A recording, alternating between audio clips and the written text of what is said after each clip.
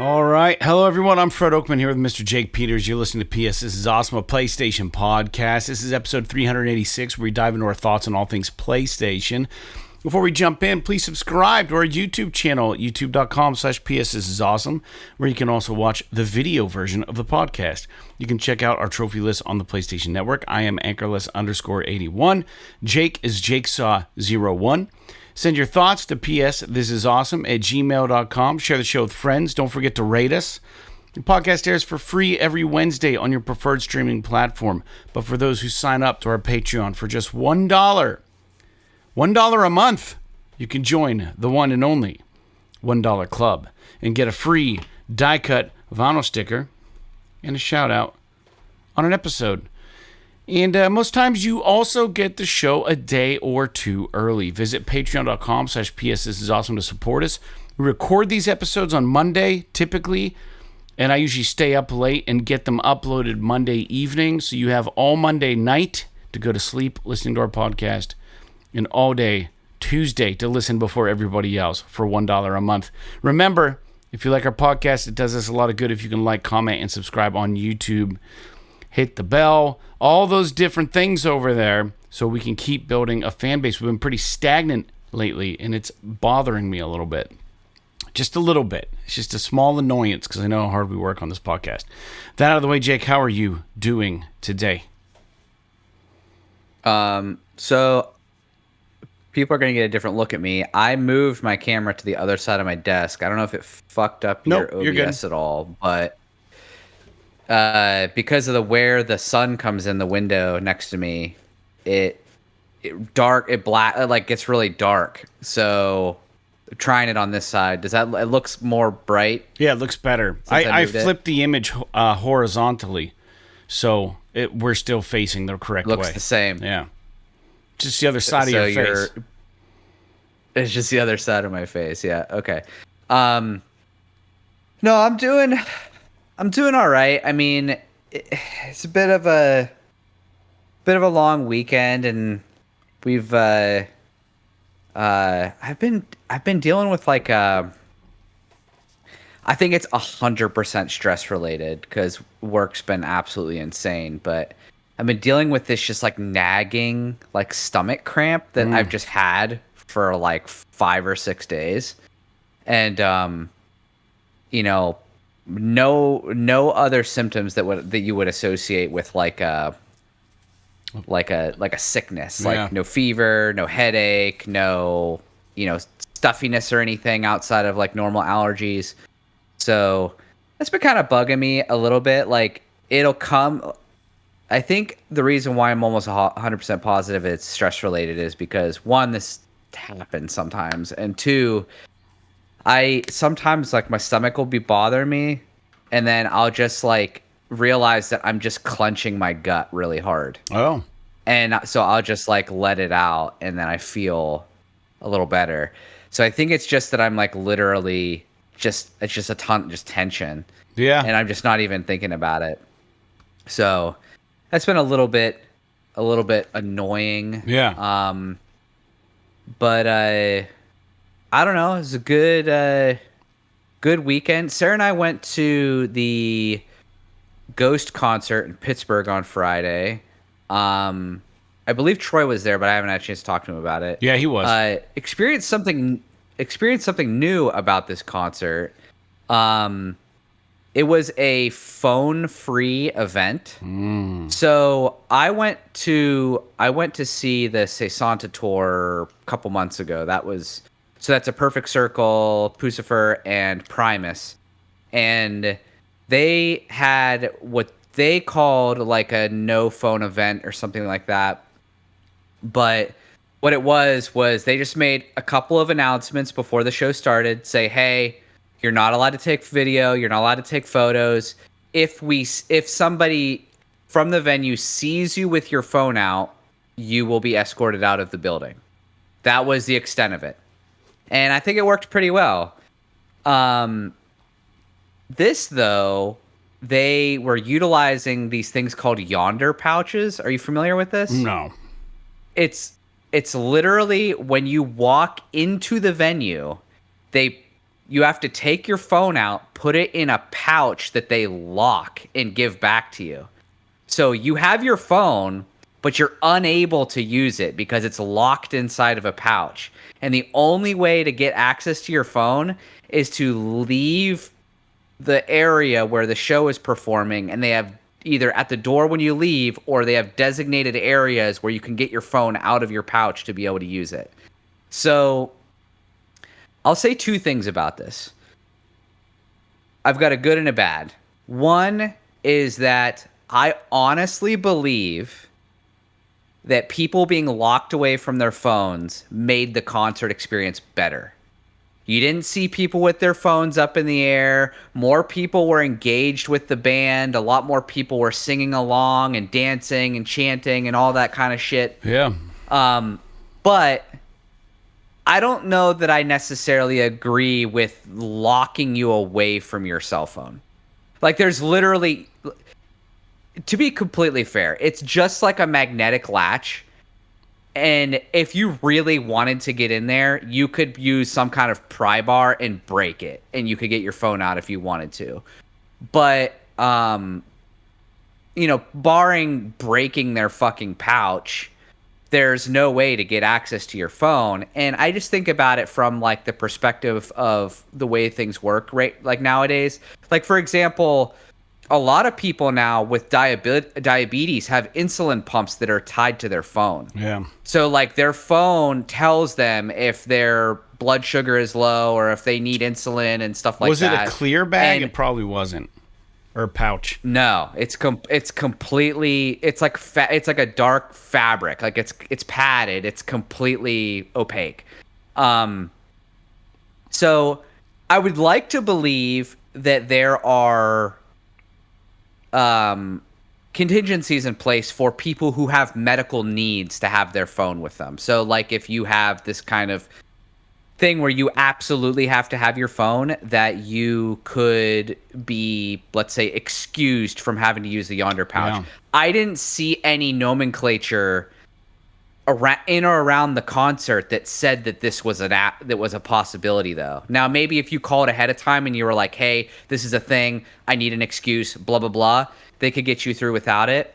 But, like I said, I'm kind of two minds of it, because the concert was great and the experience was really good because everybody was really engaged, and I didn't see a single fucking cell phone the whole time, which I don't know if you've been to concerts recently where it's like, oh yeah, God, can we put our fucking cell phones down? Because all I'm seeing is like the backs of people's cell phones, like holding them up in the air and stuff, recording a video that's like shit that no one's ever going to watch.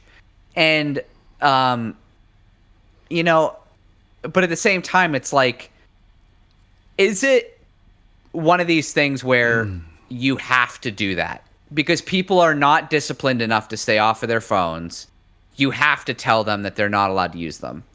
And I found out about, like, I want to ask Troy about it, because when I found out that they were going to have these, I hem-hawed about just leaving my phone in the car and not even taking it with me. Right.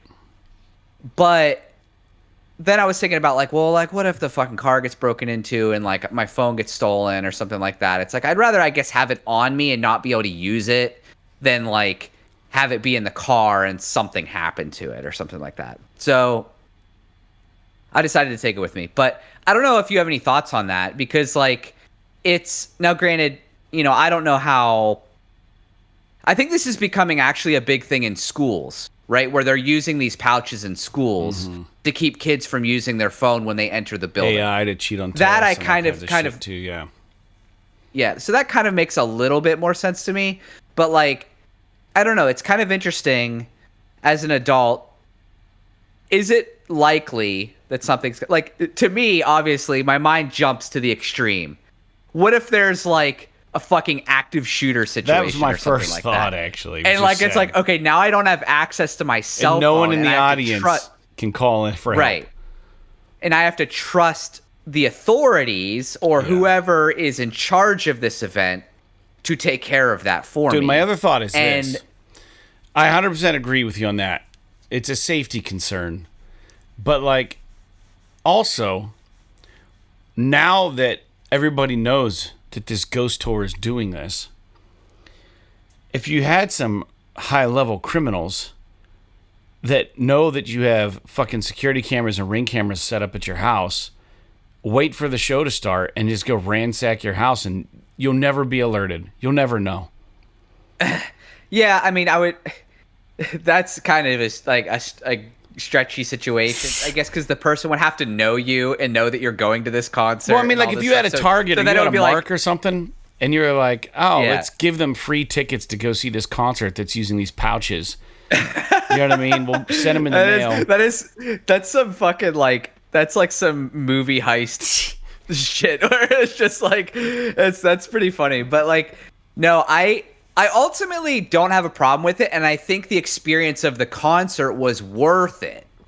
But to me, it says more about the fact that it's so depressing that people are so addicted to their fucking phones that we literally have to force them not to use them by locking their phones up in order to have a concert experience like this anymore. Yeah. Now, to be fair, I'm sure part of it too is like Ghost is a very theatrical band, so I'm sure part of it too is like they're sick of people like posting shit on YouTube that doesn't it isn't like a perfect representation of the performance and all this stuff, and so I get that, but it's just like, to me, it's like, if we could just convince people to put their fucking phones down for 2 hours and just watch this concert, we wouldn't have to do this. But we can't. People are too addicted to it. Yeah. And at the same time, it's like at a small gathering, maybe like 1,000 people, you're at a theater show. You've got like a group, like let's say someone like, I don't know, just because I know you're into him, John Moreland is playing a show. He could probably talk to the audience and convince them to put their phones down for 2 hours. But you've got 17,000 people, 15,000 people at like a stadium concert or like an arena concert, and everyone's in like various levels of intoxicated. It's like you're not convincing them to do that kind of shit. So what happens to the bag when you leave? So when you walk out, there are just like tons of people with these like magnet things. It's almost like when you buy clothes at the store and they like unlock that like thing that's on the clothes, you know? It's almost like that, where there's all these people and they have all these bins outside so that it doesn't clog up the inside. You walk out, it's like 2 seconds. They hold this thing up to it, it snaps it open. You just take your phone out, throw the thing in the bin, and you walk off to your car. So it's not like, but I will say, so a downside, going out, now to be fair, Sarah and I always leave like 1 or 2 songs before the end just so we can get to our car and we can get away. Unless it's like a band where I've never seen them before, or I'm really, really interested in seeing the very last song or something like that. Usually to me, it's more worthwhile to be able to get to my car and get out of there before the rush than, you know, face fighting 15,000 people trying to leave. Getting in was a problem. There was still, so the show started at 8. Thankfully, they were a little late getting started, like 8:10, because at 8 o'clock, there was still a line trying to get into the venue that was like 100 yards long.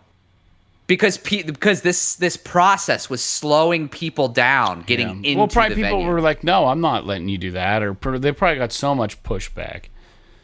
I bet a good half of the people that showed up to this show did not know this was a thing that was going to happen. Yeah. I knew about it because I'm like, whenever I go to concerts, I always click on all the little things when you buy a ticket that's like all the extra information, what the fucking, you know, like protocols are, especially when, you know, COVID ended and it was like, do I have to wear a mask? Do I not have to wear a mask? Blah, blah, blah. And then like it usually says in there what the opening bands are and all that stuff.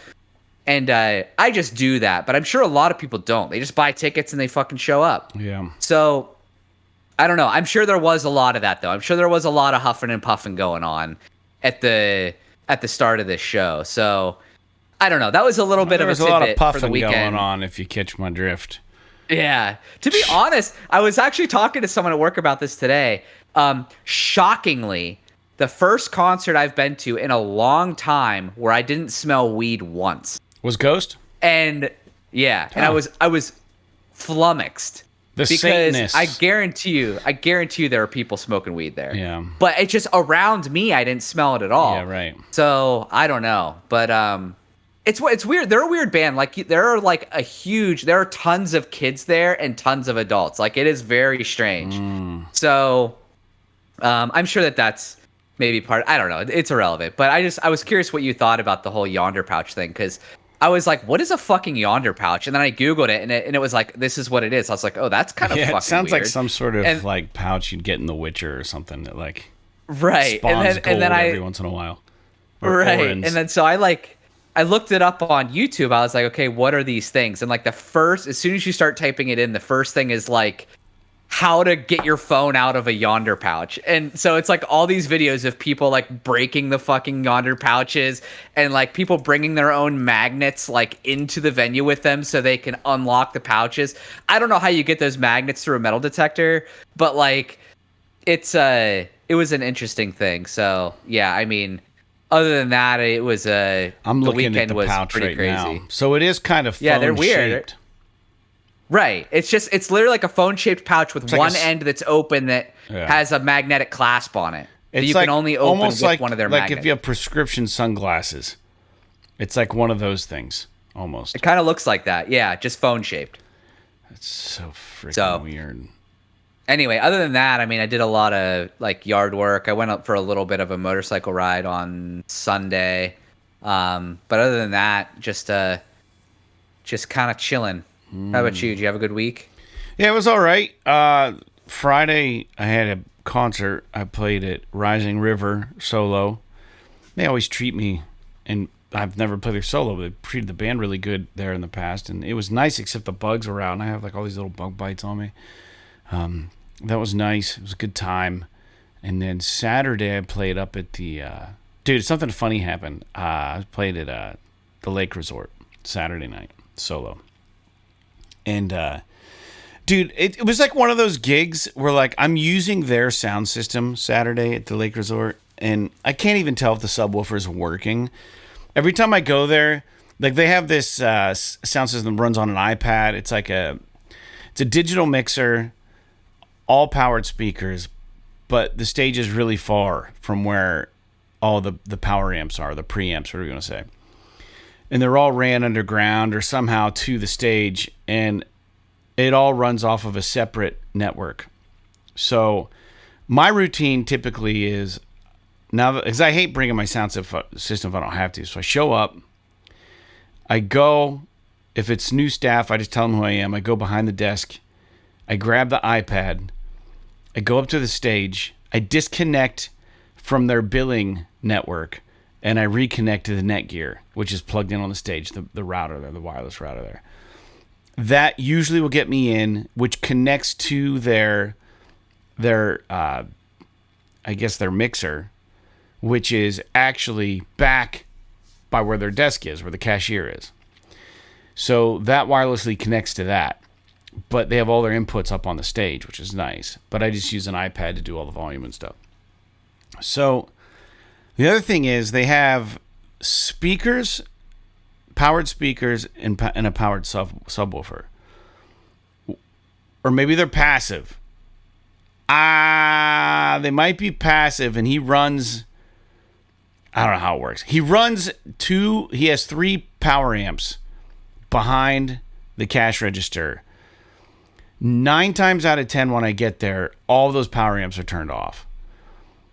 This time on Saturday when I got there, the wireless router had been unplugged by whoever played there the previous night, probably trying to use outlets to plug in for whatever. A lot of bands will bring their own sound system because they don't know how to use the Lake Resort's sound system. And the Lake Resort, to be fair, doesn't know how to use their sound system. I talked to Jason, who's the guy who set it up, and I know how to use it. So when I get there, the wireless router's unplugged, and I'm just like, I don't know if it's going to, when I plug it back in, if it's going to default to the right IP that connects to the digital mixer that, I don't know if this is going to work today. I get it all set up, and then I'm hitting switches. Their monitors don't work there, so I had to bring one of mine. And then one of the preamps in the back connects turns power to the subwoofer, or to the monitors, sorry. And I already have a powered speaker, so I didn't want to overload it. So I wasn't sure which one did what. So I'm fussing around because no one can tell me. You know, the guy who set up the system, it's not his responsibility. He doesn't work there. He set up the system. He told them how to use it. They didn't want to hire him to run sound there, and they're not taking the time to understand the system. So anyways, his name's Jason. I couldn't get a hold of him. And I didn't want to blow my monitor, so I turned off a couple. I go back and forth. I'm walking back and forth from the stage. You know, I'm sweating. It's sunny out. I'm covered in sweat. Eventually, I get it all set up. It's all connected. And I start playing, but for some reason, it just sounds off. And then it's one of those places where, like, the audience isn't there for the music. They know there's going to be music there, but they're not there for that. So I'm playing, and, like, there's families there eating, you know, a late dinner, and they have children. And the way the way that whole place is laid out, like they just let their kids run around because it's outdoors. It's outdoors, so the kids are running around. They're doing somersaults in front of the stage. They're yelling and yapping, and I'm just trying to play these acoustic songs for anyone who wants to listen. So the first hour and a half of my set, I just felt defeated. I had just played a great set at Rise River the night before. My voice was kind of I don't know, blew out a little bit, and I'm just like going through the motions. It's Saturday night. And towards the end of the night, a lot of those families left because, you know, they weren't there for the music. And then people who were interested kind of came forward, and people got a little closer and started listening and stuff. Well, I got to the very tail end of my set, and I just felt like it was a bust. I look over the tip jars, not a whole lot of tips in there, right? Like nobody really was paying attention. It was just one of those off nights. And usually they're good gigs. Sometimes they're not. They're hit and miss. This older guy comes up with a woman, and they sit down in these Adirondack chairs right in front of the stage. I'm on my last song, and I'm like, all right, have a good night, everybody. Appreciate it. I'll be back next month or whatever. And then he goes, whoa, whoa, whoa. This new guy, I'm looking at him, and he goes, what if I gave you $20 in your tip jar? Would you play like 2 more songs? And I'm like, I look at the owner, he's sitting over there, and I'm like, dude, is that cool? And he's like, yeah, dude, play. I'm loving it. I'm like, all right, cool. I'm like, yeah, let's do it. So I played 2 songs. And I'm like, all right, have a good night. And he goes, would another 20 get you to play 2 more? And I look at the owner, he's like, yeah. I'm like, yeah, sure, I can do 2 more songs. He put another 20 in there. And then I finished, and then he picked up a CD afterwards, this guy. And like he just chewed my ear off about how he knows some people in the who is it, is it the Black Keys maybe or something, I don't know, and how like they would love me and all this stuff, and he was really impressed. He's seen tons of musicians play. Anyway, one of those deals. So it was like a nice about face from the entire day of me just being like, why am I even bothering doing this, you know? So that was nice. It wrapped up nice. Saturday was good. Ended on a good note, started on a rough note. Sunday, we played Hero Quest, and we got through the second quest. And I've been doing a lot of Death Stranding, man. So, what I did do, though, I in the midst of all of this, I was communicating with Casey down at the Firehouse Tap and Grill where the Flood's playing this Saturday.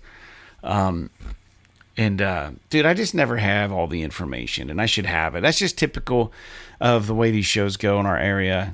People are trying to operate businesses, and they're not really worried so much about the music part. They'll book us, they like us, but I always running on limited information. And I got a message from one of the owners at the Firehouse, and he goes, hey, man, can you go check out because when we play there's a nice patio outside, and then there's a flatbed that usually we set the band up on, which with the 5 of us, it's a little tight, to be honest, but we can make it work. And he goes, I pulled the old flatbed out. I have a new one in there. Can you go check and see if it's going to be big enough for your show next week? I was like, sure. So this was on the way to the show in Edinburgh. So I'm doing that. I'm doing the other gig. And then I go out there and I look, and this thing is like half the size. And it's not even, it has walls. It has little walls that come up to like your shin, and the whole way around. And I'm just like, Casey, I said, I'm so sorry, man. I said, I don't want to be the guy, but there's 5 of us, and there's just no way that we can do this with our band. We can't. That's it. That's gonna. And he goes, all right. He goes, well, I can bring the other one back. I said, okay. I don't know why. He must have needed it for something. I don't know. But anyways, that's all set up, and then I spent some time designing and printing flyers for that show to run down there. I have this nice Canon Pixma printer that can do borderless prints up to like 11 by 17. It can do even bigger prints, like poster prints. So I design these things in Affinity, and then I print them. And the ink I was using, unfortunately, was running low, and that was a whole nother thing. But I got 5 prints. But as I was designing the poster, I was like, I don't even know what time we're supposed to be there at this show. Like, no one's told me. And so I got a hold of them, and there's a play that's been going on every weekend in Meadville at the Academy Theater, and it's called Rock of Ages. And everybody and all the people who go to this thing have been taking their party to the Firehouse Tap and Grill after the showing. And he was like, well, if you want to start at 6, they're going to be rolling in right as you guys are wrapping up. Or he goes, what I would prefer for you guys to play 9 o'clock to midnight, and then you'll be able to have them all there, and it'll be a blast. And I'm like, well, that sounds better to me. And he goes, well, that's kind of what I want you guys to do. And I'm like, well, all right, we'll just do that. And I was like, the cops aren't going to bitch because it's outside and we're going to be playing at midnight with like a full band. And he was like, it'll be fun. So we'll see. That's what we're doing Saturday. I know it's a late night, but I don't know. It's just a constant grind on my end, man. Just trying to make this shit stay afloat. It's so ridiculous how much little things go into it. And it's just like, I don't know. It'd be nice to have someone to do that kind of work for you. You know, I wish we were just a little bit bigger where we could pay like a booking agent or like someone to represent us, because it would be so nice. They could probably actually get us even better gigs than what I'm able to do. But anyways, Probably. I digress. Let's talk about games we're playing, guys. Every episode we talk about PlayStation games we're playing. I am deep in Death Stranding 2, 62 hours in. Think I'm in chapter 7 or 8. And I don't remember how many chapters there are. I guess I got to look into this. How many chapters in Death Stranding 2? Episodes. It says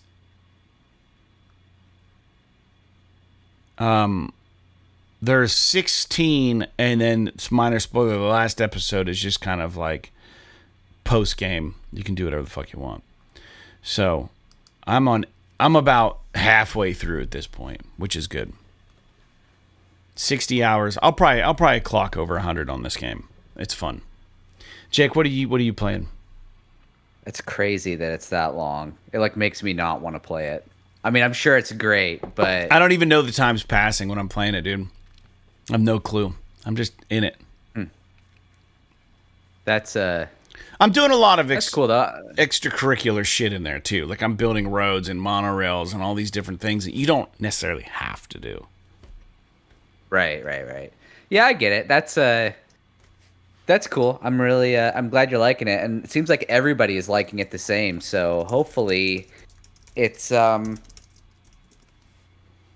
something that I really enjoy once I finally get to it. But before you change topics, real quick, I just looked up time to beat Death Stranding 2. It can take anywhere from 30 to 120 plus hours to complete, depending on your style. The main story will likely take 30 to 50 hours for completionists, aiming for 100%, including side content. Next version could take 80 to 120. So I've got 60 in, and I'm only halfway through, which just shows that I'm either not playing the game efficiently. I'm not grabbing all the deliveries at once and going and hitting them all. Like I'm kind of just pussyfooting around, for lack of a better expression, and just having fun with the game and the world. It's fun. But go ahead. Sorry, I didn't mean to cut you off. Go ahead. No, you're good. So I am playing. What am I playing? Lies of P. That's what I'm playing. And I just like kind of was poking at it when we started last week. Now I'm probably, I don't know, I probably have 5 or 6 hours into it. And I I'm not sure how I feel about it. So it's I think it's good. I still don't think these types of games are for me. If that makes any sense. It's just, how do I want to say this? It's very uh hold on, I'm trying to look up something real quick. Yeah. So I just wanted to make sure that I'm pretty sure I knew that was pretty sure, but I wanted to make sure it was. So One Black Town, if you remember, kind of hooked me up with this game sort of secondhand with some. He gave me like some PSN cash and was like, "Hey, bro, just this removes the barrier to entry. Just try this game. I think you really like it, yada yada." Because I was talking about really wanting to try it. So I've jumped into it. I really enjoy the moment to moment. Dude, this is a fucking Souls game. Like, this game 100% copies Dark Souls in every single fashion. Okay. Now, I'm also not, sorry, Dark Souls in quotes. I just mean like Souls games, Elden Ring, Bloodborne, all these games that I've played of theirs, Demon Souls. It's like the way that the combat feels, the campfire system, the way leveling works, the obscure ass fucking items that you have to figure out how to use to make like your character, like upgrade your character shit. Now, to be fair, the explanation for what stuff does in Lies of P is better. I do like that in Lies of P there is more of a direct story, like they're actually kind of telling you things when you're going along, and there's like dialogue and stuff. There really isn't cutscenes, but there's like dialogue and things. You make these decisions occasionally where you can choose to like lie or not, and I have no fucking clue what the point of these decisions are, but I've been making them and they haven't really done much to impact my gameplay, so I'm assuming I'm making the right decisions, if it's possible to make right or wrong decisions. It's very hard. And it's like in the same way that like Elden Ring and stuff like that is very hard. You have to get good at conserving your stamina. You have to do a lot of dodging. You have to get good at parrying and do things like that. The moment-to-moment gameplay where you're fighting like the regular enemies, the riffraff, is not so bad. You can kind of plan that out, like your runs and stuff, and get pretty good at it. The boss fights are like fucking difficulty spike like crazy though when you get into them, and they usually have it's not like a JRPG like multiple phase boss fight where the boss like transforms and then all of the sudden they're like a different thing. But in the boss fights that I've had so far, which I think I've gone through like 3 of them or something, usually like halfway through their health they start doing more shit that makes the fight harder. So like they start pressing you harder or doing like more crazy like attacks or something like that. But one of the things that is kind of nice about the boss fights is you can like call like an AI counterpart to, if you have this resource, you can kind of sacrifice it in this little like well or like bird bath kind of thing, fire thing, and then like it'll spawn like an AI counterpart to like help you fight these bosses. But then once they're killed, they're gone and you're on your own for the rest of it. I will say that like I lasted till about the first boss fight on the traditional difficulty before I knocked it down to like one of the new difficulty modes. I'm not like on the lowest like story mode difficulty. I'm on like one step down, and I'm really enjoying it. I do think that, like I was explaining at the beginning of the podcast, I don't know if this is the right game for me right now. I'm going to keep playing it because I am, like, when I'm not playing it, I'm kind of thinking about it, which is always a good sign. But I am just with the way that things are going right now with like work and stuff, and I'm trying to do like I got big projects on the house and things. Like I'm incredibly stressed out at the moment, like to the point where I was saying I'm having these stomach issues, like it's affecting me physically. And this is an incredibly stressful game to play. So like I think that like my tolerance for some of the aspects of this game is very low at the moment because of my current state of stress. But like there's a couple of things about it that I really that are like just ripoffs of the Souls stuff, which is fine. I know that's what they were going for, but that I really don't care for. Like for example, there's no fucking music in this game at all. Huh. Obviously I'm being hyperbolic. There is music. Like if you go into like the safe area, which is like this hotel, you go in there, there's music while you're in the hotel. When you go into like these very specific like set pieces, there is music. But when you're just walking around the world, it's fucking silent. Other than like some ambient hum and like the like sound effects of the world. And I don't think I like that. Like, I need to have something that's engaging me. Like, it makes me want to just put on a podcast or something while I'm playing this game, which I think would break my engagement with it. So, I kind of do wish that there was more of a score to this game. And I'm sure that, like, purists are going to be like, oh, you just don't get it and, like, all this shit. But, like, I'm curious, because I know this is One Black Town. I know it's like he said it's one of his favorite games. So I'm curious what his take is on some of this stuff that I have to say. Mm-hmm. Because I'm trying to like keep the through line that I do really enjoy the game. I'm presenting the things about it just that immediately are nitpicking me. Like one of them is the lack of music. The other thing is there is, and please someone correct me if I'm wrong, but one thing that this game does that they just copied from the Souls games that drives me fucking apeshit as a 37-year-old man with very few hours to play video games where I'm constantly being interrupted. There is no way to pause this game. Oh. You cannot pause it. It's a single player game. Cannot pause it. Fucking unacceptable. If it's a single player game, you should be able to pause it. End of story.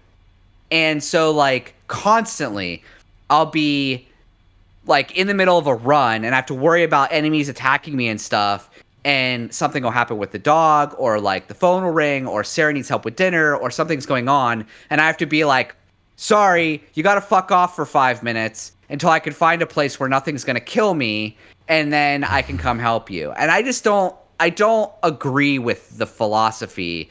Actually, I don't know what the philosophy is, but I don't agree with the idea of having no pause system in a single player game. I understand multiplayer games, there's really no way to do it. Yeah. But in a single player game, it doesn't really make any sense. So my biggest complaints, no music, no pause. I personally do not think that the like people always rant and rave about these types of games about how good the combat is and the strategy and the get good and all this stuff. And I'm just like, I don't think it feels particularly good to play. I don't like how limited the character feels. They're very slow.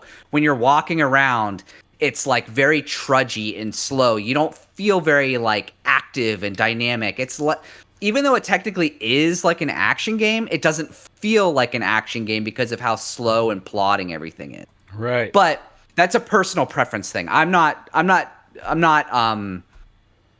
holding that against the game at all. It's a style of combat, and I totally 100% get. The one thing I will say about the controls though is that like, have you ever played a game before where like to run you have to hold down the circle button?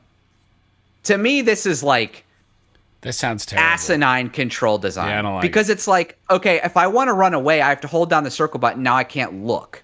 I can't look where I'm going because I'm holding down the circle you don't button. have your Did I bring this up last week? free. Right. I might have brought this up last week, but this is like you brought it up about the change in controls for Death Stranding that you had heard about. Oh, right. That was at the very end of the episode. So in case people missed it, it's like in Lies of P, you have to hold down the circle button to run. And I get it uses your stamina. That totally makes sense. But I should be able to either just toggle it so I can look where I'm running, or use a button like R2 or something that I can hold down while being able to look with the right analog stick. I guess my question is, why are you running? You scared? You scared, bruh? Yeah, sometimes. Or sometimes it's like this morning I got into this, I'm like in this fucking church thing, and it's like where the campfire thing is, they're called like stargazers, I think, in this, where like the respawn area, this campfire thing is, to the nearest enemy is like a trek. And so because of this very particular level design for this one particular spot, so I'm like running to get there because it's like, oh, I die. Now I got to take 5 minutes to fucking walk to the like where the enemies are again. And then I can start all over again. But it's like I said, this is a personal preference thing. I don't think that it detracts from the game that much. I do think it would be a quality of life improvement. And maybe, One Black Town, if you're listening, tell me how much of an idiot I am and tell me how to fix this. Because as far as I can tell, and to be clear, I haven't really looked that hard, but as far as I can tell, they've like mapped, you can't remap the controls. So I think I've pretty much hit on everything, but the game is atmospherically, it's amazing. I love the way that the game looks. I love even the way that the game kind of sounds. I just wish there was a little bit more music. It is very much like if you weren't intimately familiar and you booted up Bloodborne and then you booted up this game, you would be 100% convinced that they were made by the same developer and that one of them they were in the same game series. That's how similar they feel to each other. Take with that what you will. I do like the Pinocchio mechanic though. Like the idea of being this puppet, you're fighting these puppets, you've got like these abilities that are based around you being a puppet. It's very cool. Like I do like the whole dark twist on the story, and you know how just grimy everything is, but like how Pinocchio, or I guess they call him P, I guess in the game, his like character, his model is very like childlike looking almost, like within the aesthetic of the world. Like it doesn't look weird or cartoony. Like he still looks like he belongs in the world, but he looks like almost like a adolescent, like very clean kind of adolescent, which is kind of interesting. And so yeah, I don't know. I'm really enjoying it. The one other nitpick that I will say, and this is something that even goes back to like Demon Souls that drives me crazy, is like I think that it's kind of cheap to make part of the difficulty that you have to like, while all these enemies are killing you, you have to like walk across these like tiny beams, and if you fall off, you fall to your death, and you have to like start this shit all over again. It's like one of those things where the game does not have good platforming mechanics. Like they just don't exist. Like for example, if you want to jump in this game, like to jump like a gap or for whatever reason, you have to move forward, hold down the circle button to run, and then when you get to where you want to jump, click the left stick to jump, which is the most ridiculous control scheme for platforming I have ever encountered in a video game before. Now, maybe there's a reason behind all of this, but to me, it's like these platformy things that make games hard. It's like when I played what was that game? Stellar Blade. The platforming in that was better than this, but it was still very bad. It's like, that's not the strength of this game. Why do you have it in here?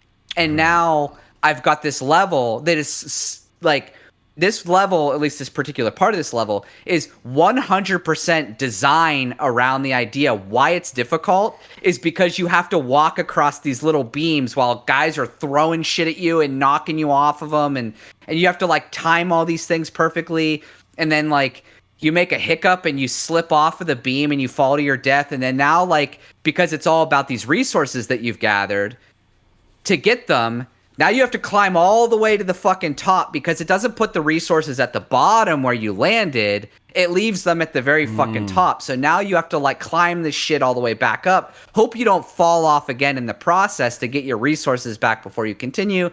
It is just an aspect of these games that I really don't appreciate. But that said, I will wrap it all up saying that I do enjoy the game. I am going to continue playing it. I do think it's fun, even though it is very frustrating. It's just not. I just don't think it's my kind of game, and so I do wonder if I'm going to make it through this game. Right. But for now, I'm going to continue playing it. I am enjoying it enough that I really like to play it, but it's already like I'm only like 6 hours into this game, and it's already one of these games where Sarah's like, I don't really even want to be in this room if you're going to play this game. And I'm like, why? And she's like, because I don't want to hear you like getting upset and yelling at the TV. And it's like, and I'm yelling at the TV because I'm falling off of these fucking beams that are like a finger width wide that I have to walk across. Right now just talking and like, about it. Yeah. And so like, but like when I'm on like, open ground and I'm just fighting these enemies and stuff, like I'm having a really good time. And I'm really enjoying like what's going on, but we'll see. So One Black Town, if you're listening, chime in on that. Give me some constructive criticism on what's going on. Help him. I'm very bad at this game. Help me out, because it is not helping my stress levels right now. Let's just say that. Yeah. But I am gonna keep trucking because I am enjoying it. Like I said, when I'm not playing it, I am thinking about it some. Like I want to get back to it and play it some more. Mm-hmm. So. It's just I'll hit these parts where I'm like, fuck this game. I don't want to play it anymore.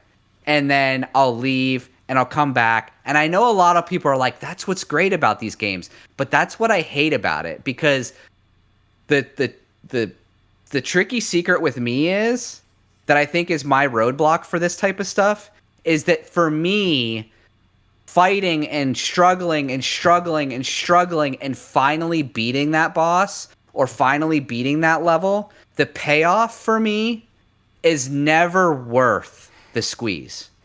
Like when I'm done with it, I'm like, ugh, I beat it. But I'm never like, oh, this is so, I'm not exhilarated that I overcame this task. I'm just like, ugh, okay, I got through another thing. What's next? Oh, I could see myself flipping out when I beat a boss like that. I would be so excited. Yeah. Yeah, for me, it's more along the lines of like, I'm not like excited. I'm just relieved, if that makes any sense. So it's a very tricky thing about my personality. And like I said, it could be my current state of mind, but I'm going to keep playing it. I do really, really enjoy it, but we'll have to see. That's me messing around. Cool. Yeah. All right. Well, we don't have any listener feedback, dude. Listeners are awfully quiet. They have very little to say, and that's all right. If you guys don't want to talk to us, that's fine. We'll just keep talking to you. But we have 6 very quick news points, and then we'll be out of your hair for the day. First news point, Jake, is the CEO. I don't know how to say his name. Yves Guillemot referenced, that there's going to be a Ghost Recon game from Ubisoft, but first person. He referenced this during a shareholders meeting as part of Ubisoft's broader live service strategy, while CFO Frederick Dugas noted the Tencent's investment is helping fund the project as a major brand focus. So it looks like Ghost Recon is getting some money thrown at it, and we can expect a first-person game. We don't know a whole lot else about it, but I'm okay with this. I think there needs to be more like bigger first-person games. Dude, I hope. I mean, I don't know if they will do this, but I kind of hope they go back to like OG Ghost Recon. Did you ever play the original like Ghost Recon games? Tactical on like 64 and PS1. I don't know if I have. It was like hardcore. Like you could only get shot like once or twice. And it was very, very like methodical, tactical, like kind of real a real, in quotes, simulation almost kind of military shooter that was squad based. It was very interesting. I remember playing the original. Now, granted, there's Ghost Recon, but also like Rainbow Six, which was also very similar. So Ghost Recon I think was even more hardcore. But I kind of, because what was the most was it Ghost Recon like Wildlands or some shit? Breakpoint. Well, it wasn't. Yeah, Operation Breakpoint. They just used the name. They just used the name, yeah, but it wasn't Ghost really. Recon's, it wasn't really a Ghost Recon game. It was Breakpoint. It was like was it not like a third person kind of shooter, right? That was like an open world kind of third person thing. So, dude, there have been so many Ghost Recon games. I know. There's been a lot. I don't know if it would be. I don't know if 18. I think. I don't know if it'll fit today's market, but I kind of want them to go back to it and see how it does, because I think that's super cool. Like I think that would be really neat. Maybe don't make it like a fucking $300 million game. Make it like $50 or $75 million game, but make it like lean into classic Ghost Recon and just see how people accept it. But people might not like it if it's not this $300 million blockbuster. I don't know. But that's kind of what I want to see out of it. Yeah, it's interesting. Yeah, I would like to see them do something with the friend. Dude, I just want more first-person shooters that are story-driven and kind of cool and give you actual missions and stuff. Anyways, I digress. And people will remember like the original Ghost Recon was first-person, and all there was like a reticle on the screen. There was no gun model. There was no nothing. It was just you were walking around. You had like your HUD, and you had a reticle, and you would shoot and stuff. It was very. Don't get me wrong. I don't think we should go like that far back with it, but like maybe lean in a little bit to the roots of Ghost Recon. I don't know. It'd be kind of cool to see. I do remember that reticle. I remember sucking really bad at the game too, because I didn't really. Yeah, realize. Me too. Real bad. Yeah, I didn't really realize what I was getting into. You know what I mean? So, anyways, second news point, Jake, is that the developers behind Ori, O-R-I, you guys might be familiar with that title. Maybe not, because it's an Xbox thing for the most part. They've confirmed their next project is dropping Xbox support to focus entirely on PS5. I believe it was on PlayStation also, Ori, but I don't know. Stating that it makes the most sense due to Sony's tighter hardware integration. It's a bold pivot. It shows where their priorities lie moving forward. And the developer, of course, is Moon Studios. So their next title is going to be PlayStation. Well, are they saying that the next title is going to be PlayStation, or is it that the No Rest for the Wicked is going to be, they're going to focus on PlayStation? Let me see here. It was the CEO that was talking. I'll quote them. This is from Push Square. He said this. He said, given current market conditions, we might only release on PS5 and potentially Switch 2 for the time being. We'll have to discuss. Okay, so they are talking about Microsoft. Yeah, they are talking about No Rest for the Wicked. Yeah, that game does look really cool. I haven't played it or played like the obviously the early access or whatever. I mean, I do have a gaming PC, but I'm not, I don't typically play things on it. So I am interested, like if it does come out on PS5, I might be interested to pick it up. Because I remember when the game was announced, I was like, oh, that looks fucking cool. Mm-hmm. But I haven't really looked at it forever because it's been basically on PC. Here's the other thing. Something that I noticed about this is there's a blurb about No Rest for the Wicked. And it starts off with the word hone, H-O-N-E. Hone combat skills. I have heard people misuse this word and say home combat skills. Like a homing missile. I think people get it confused because a homing missile dials in. It's not a honing missile. It's a homing missile. But the word hone... There's all kinds of... Yeah. There's all kinds of shit like that. Like nip it in the bud. A lot of people say nip it in the butt. Yeah, right. Or like a big thing around here is, and my mom's notorious for this, saying like bake beans instead of baked beans. Oh yeah. That's like a thing that people do. Yeah. So like it is pretty funny. Yeah. Yeah. My mother always calls a chimney a chimley. Which is funny. Anyhow, dude, that's fine news. We'll see what that really means down the way. It doesn't sound like he 100% confirmed it. Just kind of alluded that that's what they're doing. So, yeah. News point number 3. Finally, Jake, for all the PS5 Pro owners, the PS5 Pro game.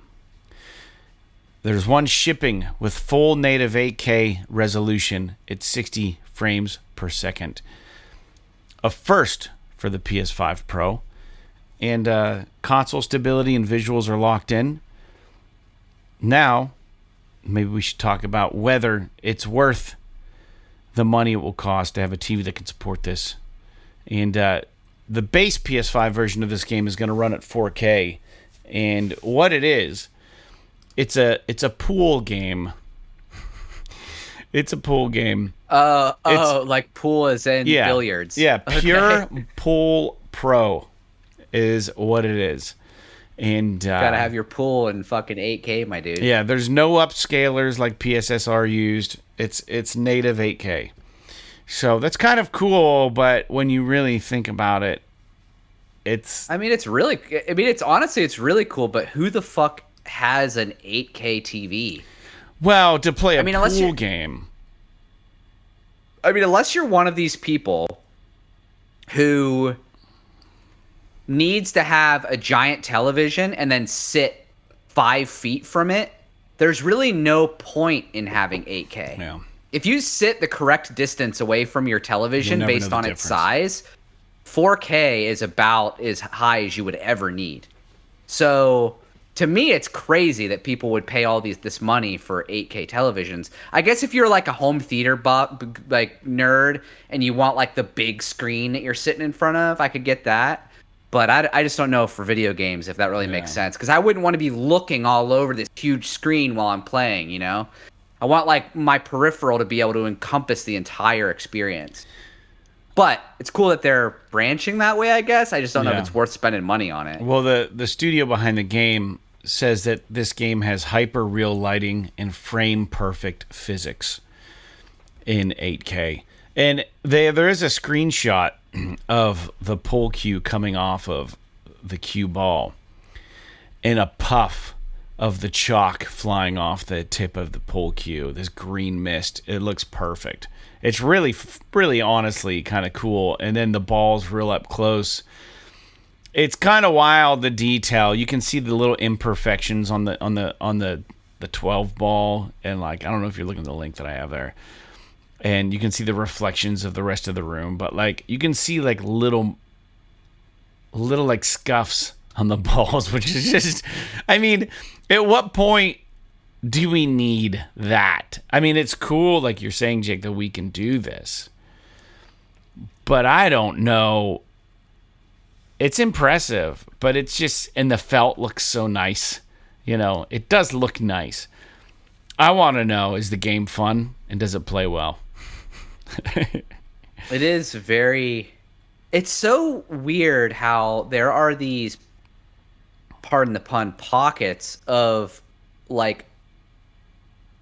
fandom that exists that we just have no fucking idea about. Like, I would never guess that there would be enough demand for a virtual pool game, virtual billiards game, that would necessitate a game of this visual fidelity. Yeah. If that makes any sense. Like, I get it for things like racing games and shit like that, but like in like soccer and stuff, because those are like, these games are very high very large fan bases. But when you're talking about like this pool game or even like pinball games, dude, people fucking love pinball. And so like I know you are a big Zen pinball fan. But like it's just crazy to me where it's just like, oh, this reminds me of like one time when we went to visit my parents in Florida, and they drove us to like the rich neighborhood, which is right on the ocean, and we just drove past all these houses. And one of the things that my mom said that always stuck with me since this vacation was, she was like, you never really realize how much money is in the world. Because like we're driving past these houses that, I kid you not, are fucking as big as like my high school.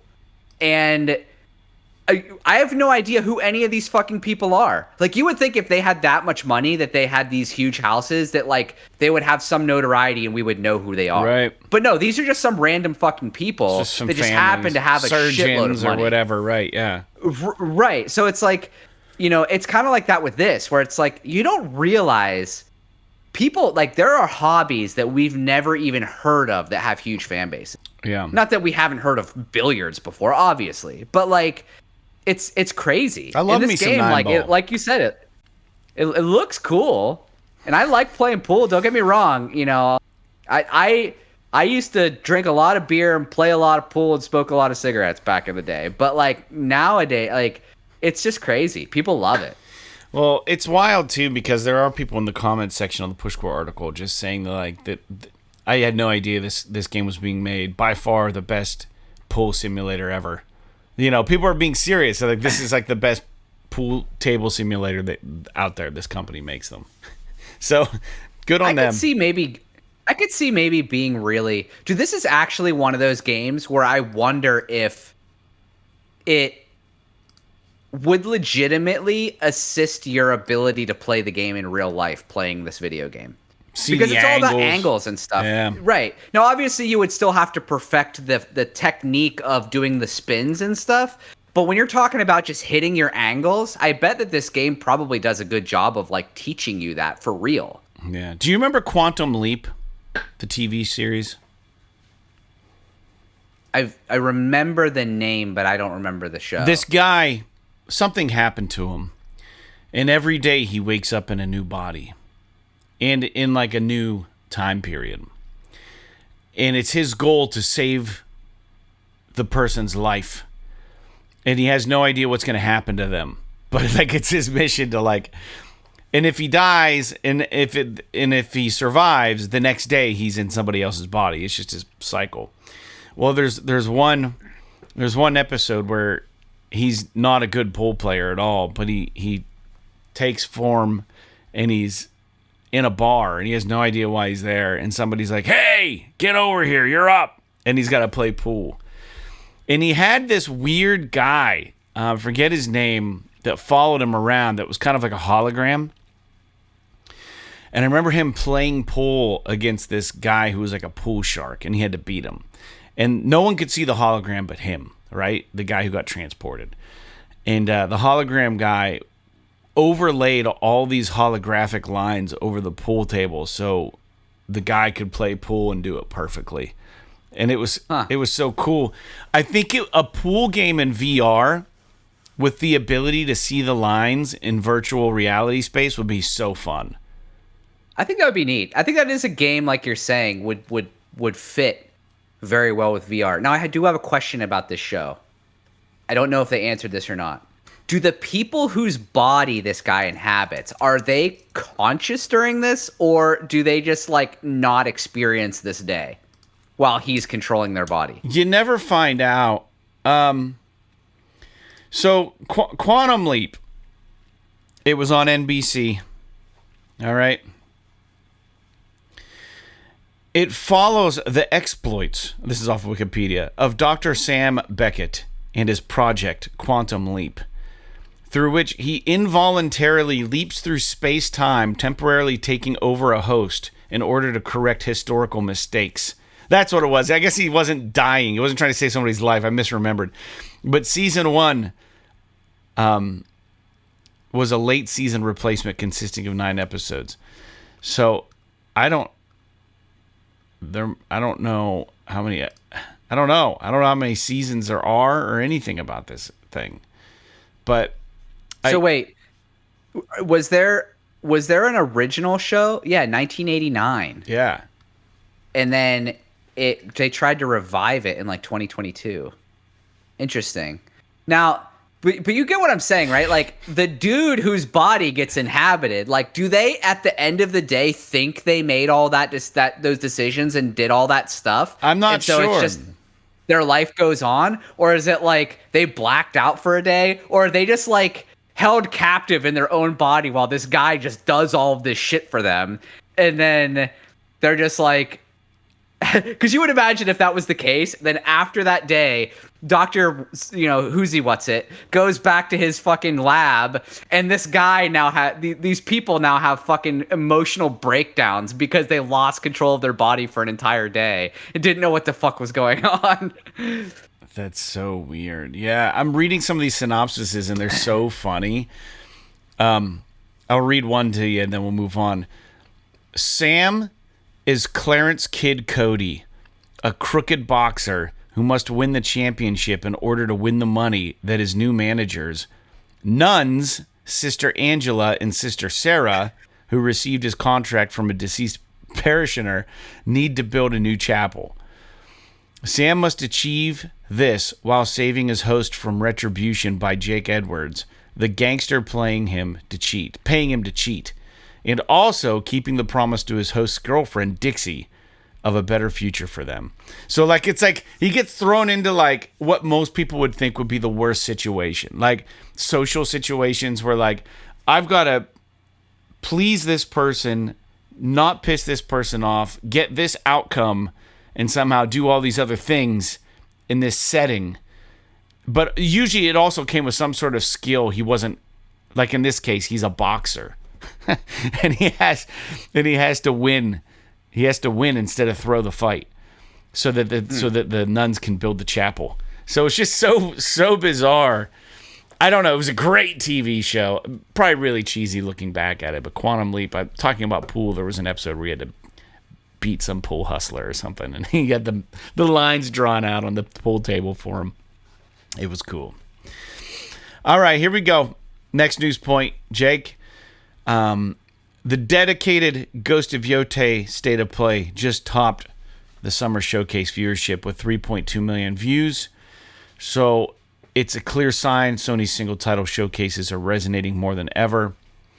And I think that they came out and have since said that the Ghost of Yotei will be similar to Ghost of Tsushima in scope and in game length.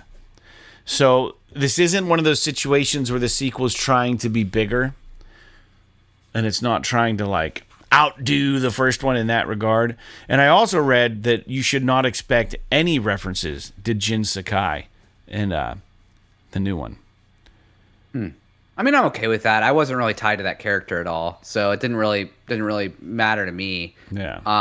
Well, you got the first game. I'll reiterate. If you want to play him, Yeah, I mean, I'll reiterate. I thought the state of play for Ghost of Yotei really has me interested in playing this game in a way that I wasn't interested in before, just like the first game. So, did you watch it? I put it on as I was laying down to go to bed, and I saw like the first 3 minutes, and I was passed out. Yeah. So you should watch it sometime. I think that what's it come out like October 2nd or October 6th or something? Something or other. Something like that. And so I'm excited for it. And the fact that there's 3.2 million views seems to me that other people are interested in it as well. Or a lot of people, I guess I should say. That's a lot of views. Yeah, that's good. I'm excited for it too. I mean, Lord knows if I have another 60 hours to put into Death Stranding, it'll be a while still. I mean, Death Stranding just came out, but I've got 60 hours in. I have a hard time believing I have that many hours in, but I must. I mean, I don't know how the clock works in that game, but I'm halfway through, and they're saying completionist. I'm not even really trying to complete it, like platinum or anything, but I'm doing a lot of the aid requests. I'm doing a lot of the standard orders, and then I'm just kind of slowly enjoying traversing and making it easier to traverse and doing some mining and doing all kinds of fun stuff, dude. It's fun. It's time for me to progress the story a little bit, though. So Ghost of Yotei comes out October 2nd, which is a Thursday. That's pretty interesting. I'll be done with Death Stranding by then. I hope so. That's like fucking 3 months from now. 2.5 months from now. It's 2.5. 2.5. Are you going to be playing? I mean, you've basically in a few weeks, you're 60 hours in. So give you another month, you'll be good if you take that much time again. Yeah, I should be fine. All right, the Atari 50 Archive Collection, Jake, is getting bigger thanks to a roster of classic Namco titles, bringing even more retro nostalgia to PS5 and PS4. If you miss quarter arcade vibes, the update will be pure candy for you. This is a cool little archive thing that I didn't really realize was a thing, but I did just talk about my Atari last episode, so I thought it was fitting to bring this up. They've got Pac-Man, Galaga, Dig Dug. Dig Dug was a great game. The quote says from the video blurb that they posted to advertise this, it says, Atari 50, the anniversary celebration is being expanded with the Namco Legendary Pack featuring an all-new interactive timeline. Instead of games exploring the history of Bandai Namco titles on Atari hardware, includes multiple versions of Atari Pac-Man, Galaga, Galaxian, Dig Dug, and Xevious, along with video interviews, archival materials, documents, and photos from the area. I like the archival projects. They're kind of fun. I'm liking that this is happening. It's almost like a built-in preservation for these games. I'm good with it. I will say I have like basically zero experience with Atari, the Atari 2600. But my uncle was always like he's done a lot of weird shit in his life, but he has always like been into antique things like jukeboxes, and specifically jukeboxes, pinball machines, arcade machines, stuff like that. And growing up in their basement of their house, they had a jukebox, they had a classic like 50s or 60s, I don't know how old it was, pinball machine. They had a Galaga machine, an original Galaga machine, and they had an original Asteroids machine. And it was one of my we used to always, every summer, my cousins would come up to our house for a week, and we'd go down there for a week because they lived in Virginia. So it was like a bit of a trek, but we would always kind of trade weekends or weeks at each other's houses. Yeah. Because we were very close in age and we got along very well. So one of the things I always loved about going down there was playing their fucking Galaga, both the pinball machine and the Galaga machine, dude. I loved playing that arcade cabinet. Don't get me wrong, never beat it. I'm not that good at it. I just thought it was cool to like, he had the key, you'd unlock the front, and you just flip the fucking quarter thing until it added a bunch of credits into the machine, then you'd lock it back up, and then you'd play it for a bit, then you'd die, and you'd lose all your credits, you'd open it back up, because there's obviously, he owned it, so it's like you're not going to put real quarters in there, but like, it's, the machine still functioned. He didn't bypass any of that stuff, because he didn't want to ruin like the integrity of the machine, right? By like bypassing that. So you would just open the door and you would flip the little flipper that recognized when quarters fell through. And that's how you kind of got it going. And the same thing with the pinball machine, which was always really fun to play. So yeah, like I said, that's like my only attachment to what you're talking about here is just my experience with the arcade machine of Galaga. But I know that a lot of people have a huge history with Atari 2600 specifically, and so I'm glad to see that they're getting more stuff. Yeah, that's cool. I just like the idea of it, really. Just the archival stuff. I like the old photos, the old whatever, you know what I mean? It's kind of neat. So, anyways, that's all I have to say. And let's one last news point, my dude. There was a stealthy firmware update on PS5 version 25.05-11.60.001. It was around 1.3 gigs. There was really no big public announcement of this. And the way that Sony does this, they always just say it's a stability and performance upgrade. No UI tweaks this time, just a smoother experience apparently. So I don't know if you've downloaded it yet or not, but I didn't notice really anything with it. So they always do this. There's nothing really flashy about it. They're probably just patching some sort of jailbreak that was uncovered or something. Who knows? You know, maybe some sort of hole somewhere or they're just updating security or something. Who knows what they're doing with these? Yeah. No one knows. Oh, dude, I found this fucking pinball machine. It's called 8 Ball. It's from 1977.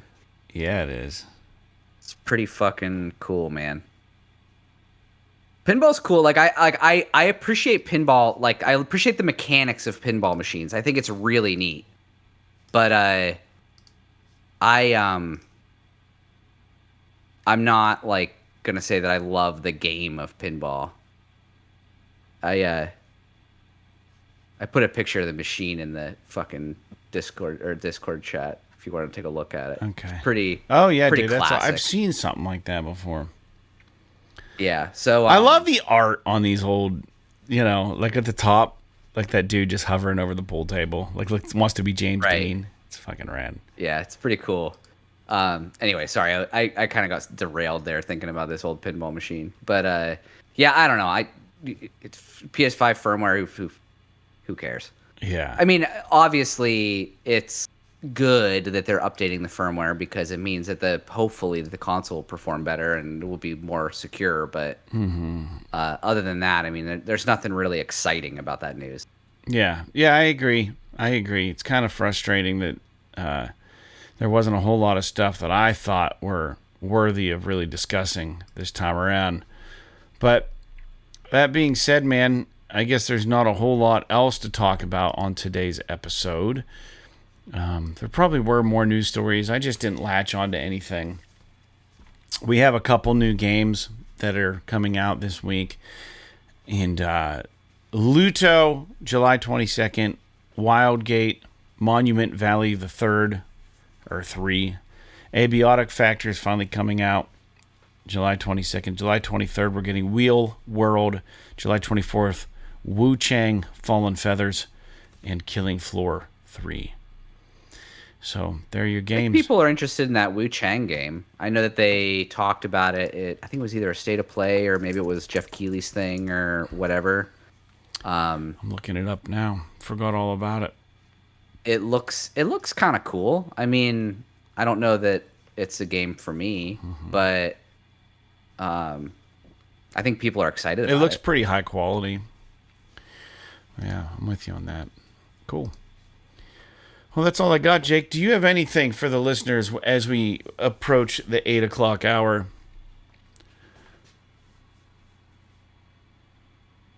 I don't think so. I like I said, man, when you're stressed out, it like takes everything out of you. Oh, I know. Yeah. And I mean, I know you know what I'm talking. And it's like I do enjoy, like, I sit down to play a game and I'm like, cool, I can like do something real quick and it doesn't like affect me or whatever. But yeah, I'm excited to, like, I don't know, figure something out and get back to feeling a little bit more zen. I think once we get this house, I think it's maybe even as early as next week, we're getting all new siding on our house. Yeah. So hopefully maybe when that project's done and work kind of slows down a little bit, I'll be able to chill out. But in the meantime, I don't know. Give more game recommendations to the audience if you have recommendations of things that I can play. Because I'm like in this like fog right now where I don't even fucking know what's out and what to play or whatever. Did you ever play the new Streets of Rage game? I did. Yeah, I played it a little bit. And I played it with you that one time. We played a level of Dude, get Inscription. I'm not like really into card games though. You'd be like, surprised. I don't know if, yeah. Yeah. I mean, maybe I'll just like kind of browse PS Plus and just see like what's in there. But just don't send me any more money. All right. I could pay for my own games. I appreciate it. I appreciate it. I really do. But yeah, just like tell me what you like out there. I mean, just take it easy on the fucking roguelikes and the Souls-like. I am enjoying it's becoming a theme, trying to get Jake to play these games. Yeah. So oh man. I don't know. We'll have to see. Recommend like I don't know. I don't know. I don't You've even know what to played say. probably every game that's right in your wheelhouse that at least came onto your radar. I don't know. There's games that we talk about all the time. We're like, oh, I'd be interested in that. I'd probably check that out, and then we just never do. Right. Yeah. I don't keep track of any of this shit. So it's like, I'm sure that if I went back and thought about like all this stuff, I would have this like huge list. But I purposefully do not keep a backlog list because I don't want to feel like the pressure of having to play these games. Jake, you're stressed out, dude. Anywho, yeah, I don't know. Just I don't know. I'm gonna live and dream, I suppose. Well, this has been Dude, my freaking go ahead. dry. Fuck. Do you have allergies? I don't know. Dude, this like I've been mowing the grass and just like the freaking dry ass grass like blowing in your face the whole time and weed whacking and all this shit, man. It's no bueno. I don't know, man. The world's going to shit, man. I saw Steve Miller Band just canceled their tour because the world is too crazy. Too many floods, too many like storms and tornadoes and all this shit. They're just like, we're not doing it. And it's like, well, that's kind of, I mean, they're Steve Miller Band. They don't have to fucking do anything. But like, it's a pretty interesting way to think about stuff. Yeah. Well, I'm not canceling shit. I've had such a busy July. This has been my busiest month all summer, all year, probably. I played, like I said, I just played Friday and Saturday. And I'm at it again. Friday, I'm in Franklin playing at a place called Benjamin's Roadhouse. And then Saturday, the Flood's playing at the Firehouse Tap and Grill. So I'm making that money. Yeah, hopefully the weather holds out. I don't know what it looks as good. Of right now. Doesn't it? Yeah, I'm not.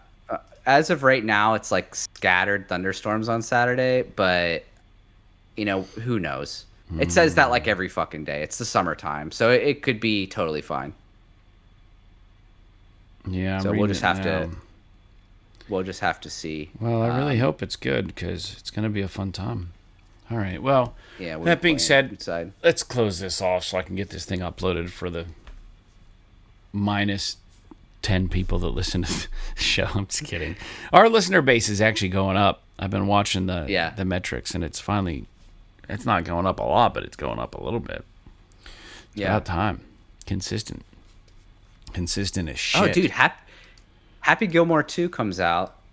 When? In a few days. Oh, maybe it's time to rewatch the first one. I watched it when we were on the plane coming back from Was India. it still funny? No, the first one? Yeah, dude. It's just classic. I mean, if you're not into like the 90s Adam Sandler style humor, you're not going to like it. Yeah. But if you're into it, it's definitely still funny. And I'm just curious how they're going to cash in on that for the sequel is all. Like, I'm just going into it assuming it's going to be bad, and hopefully I'm entertained by it. Yeah. Yeah, dude. I hope it's fine. I don't know. I don't know how many movies are coming out that I don't know. I'll just leave it. I did finish the last season of Squid Game. The second season sucked. The third season was a continuation of the second season, and it actually wasn't bad. So I'm glad they're done with it, but it's hard to start something like that and not finish it out. But I'm glad that the third season redeemed itself. Is that game subtitled or is it in English? The movie, it's subtitled. I think you can There's turn an English on dub, the dubs, yeah. But it's not lip synced. Yeah, it's acted in Chinese and then or whatever. Korean maybe. Korean. And then there's subtitles. Okay, I was just always curious because I thought it was subtitled, but I was like, this show is fucking huge for a subtitled TV show. And apparently it is. Yeah.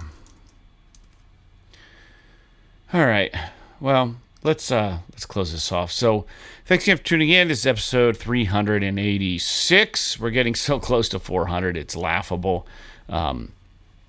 Jake and I, this is a passion project for us. We've been doing it forever since we were in our 20s. And man, it's we skipped a long amount of time if you don't know, but we're back. We're doing this weekly. If you found the show, please come back next week. Give us a like, say hi, tell us what Jake should be playing, and share your PlayStation love with us every week. So we'll be back next Wednesday for non-patrons, and if you're a patron of the show for $1 a month, patreon.com/PS is awesome. You can get the show a little bit early and a die-cut sticker mailed to you. So like Persona 5 Royal, Patapon Remastered, and Predator Hunting Grounds.